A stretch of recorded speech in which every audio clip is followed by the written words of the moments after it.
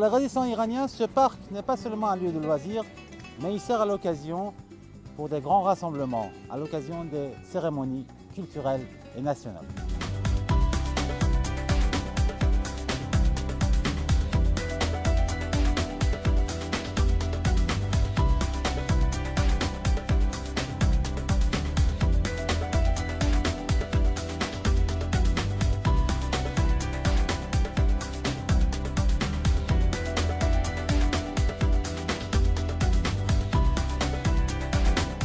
Plus frappant que la beauté de cette nature est la volonté qui a su transformer ce désert sec et sauvage. C'est ce qu'a dit un jour un visiteur français après avoir vu le parc de Mariam. Pour ceux qui sont déterminés à modifier la figure chagrine de leur patrie, le combat contre la nature n'a rien de surprenant. Nous sommes ici devant la reproduction du mausolée d'un grand poète persan du XIVe siècle, Hafiz, que vous connaissez peut-être. Le mausolée, le vrai, se trouve dans une grande ville du sud de l'Iran, à Shiraz. Par cette reproduction, les résistants iraniens ont invité Hafiz et ses distiques à leur cité.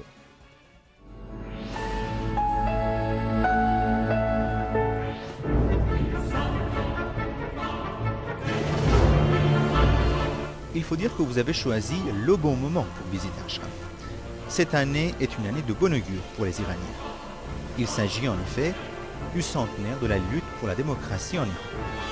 Il y a 100 ans, en 1906, l'Iran a connu sa première révolution aux aspirations démocratiques de son époque contemporaine. Cette révolution est connue dans l'histoire de l'Iran sous le nom de révolution constitutionnaliste. Il y avait également à l'époque des résistants appelés eux aussi les Moudjahidines, qui ont déclenché cette révolution constitutionnaliste. Les résistants d'Ashraf ont fêté cette année le centenaire de la victoire de ce mouvement en 1906. La fête s'est déroulée ici même.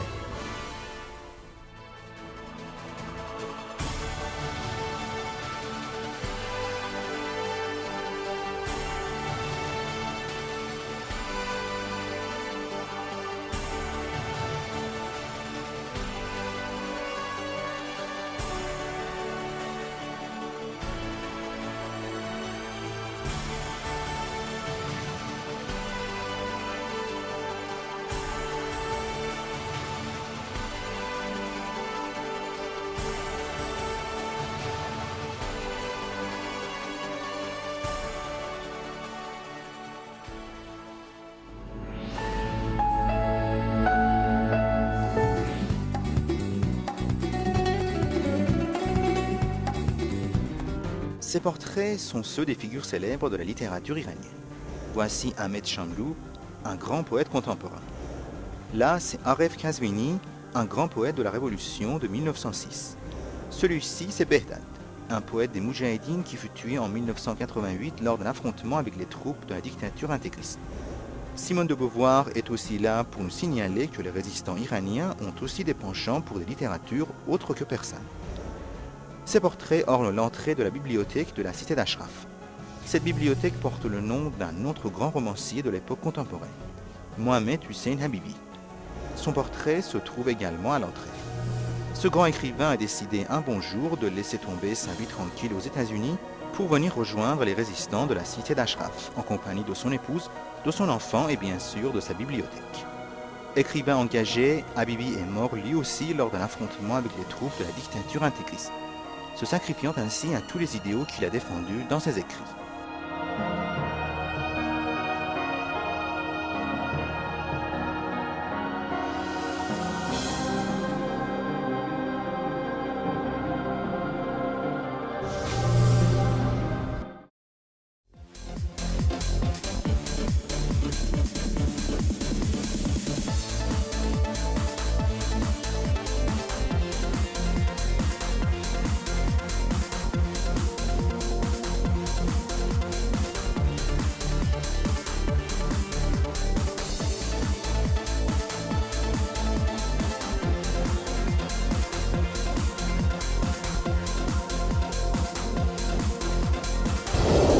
Le sport est indissociable de la vie de tout résistant.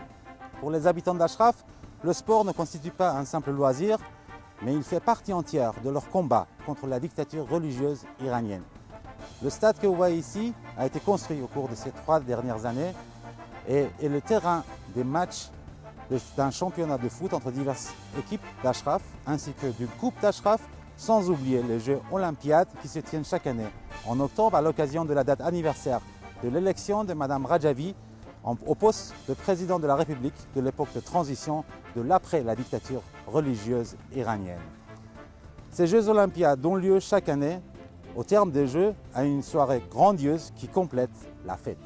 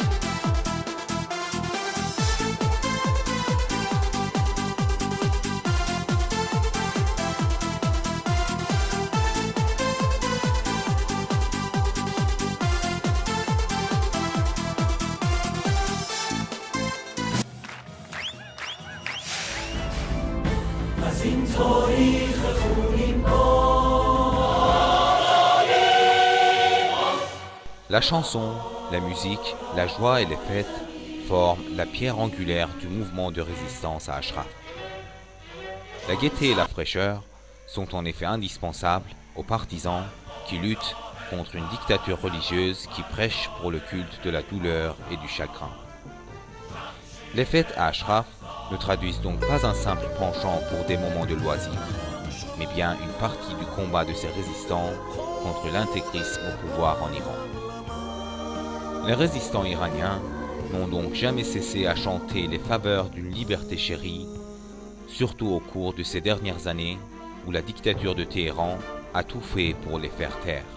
Ces femmes résistantes font donc les louanges de la liberté dans leurs chants. Le seul geste de se produire en public pour une femme constituerait un délit impardonnable dans l'Iran des mollahs.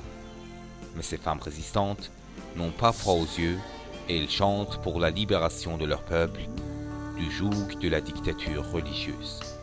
Écoutez donc.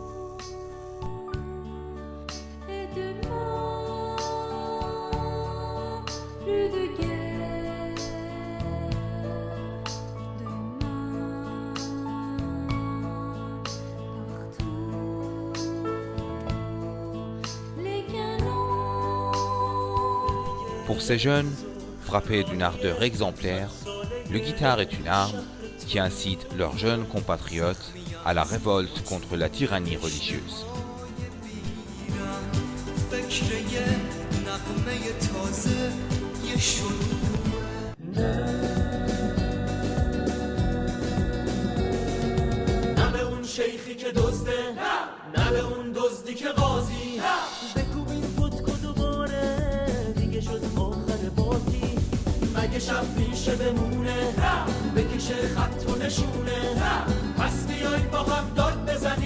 Ashraf a connu des soirées inoubliables au son de ces musiques magiques.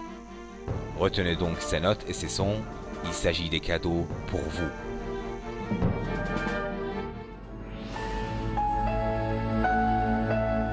Je ne crois pas qu'on puisse trouver au monde beaucoup de footballeurs qui aient participé eux-mêmes à la construction du stade dans lequel ils évoluent. De ce point de vue, du moins, ce stade est certes unique au monde. L'implantation de la pelouse, la construction des gradins, le service entretien, tout est fait par les joueurs eux-mêmes. Alors bien sûr, ce n'est pas le Parc des Princes, mais pour les joueurs d'Ashraf, jouer dans ce stade a une signification qu'aucun autre stade ne pourrait leur avoir. Oups, je garde mon fond.